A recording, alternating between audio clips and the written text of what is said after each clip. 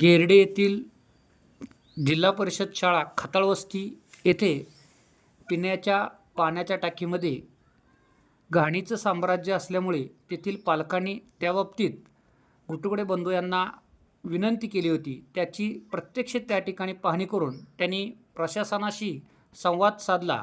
त्यावेळेस त्याच्या संवादावरती कशा प्रकारे दखल घेतली प्रशासनाने हे आपण पाहूयात. हॅलो,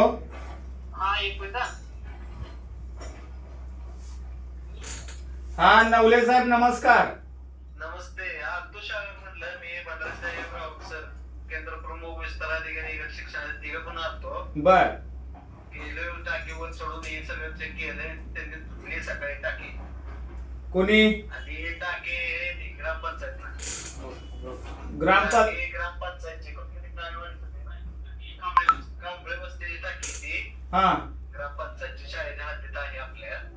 मग त्याच्या शाळेचा काही संबंध नाही का? शाळेचा आहे सांगतेच सांगतो तुम्हाला.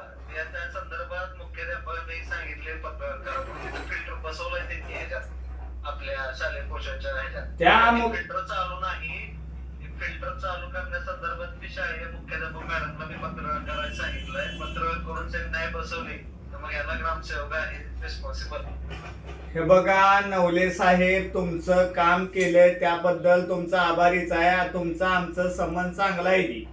तर विषय काय होतोय की तिथनं पालक येते. आता पालक ते ग्राम ह्याच्यावर जाणार आहे. ते पण होते का नाही आता मागले त्यांच्याशी पण आम्ही जवळ चर्चा झाली.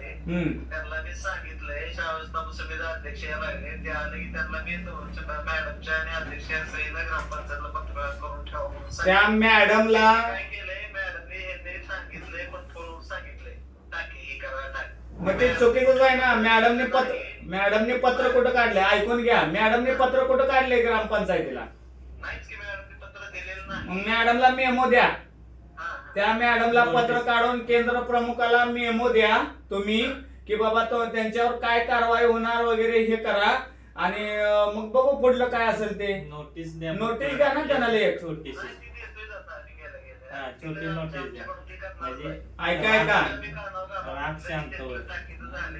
झालेलं आहे, काही अडचण नाही.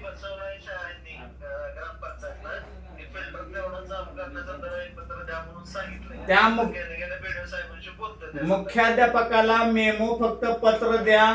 असं परत होता कामा नये वगैरे असं काय तर पत्र द्या एका छोटंसं. ते पत्र आम्हाला व्हॉट्सअप करा. मी तुम्हाला हाय करतो. ठीक आहे साहेब. ओके, धन्यवाद साहेब.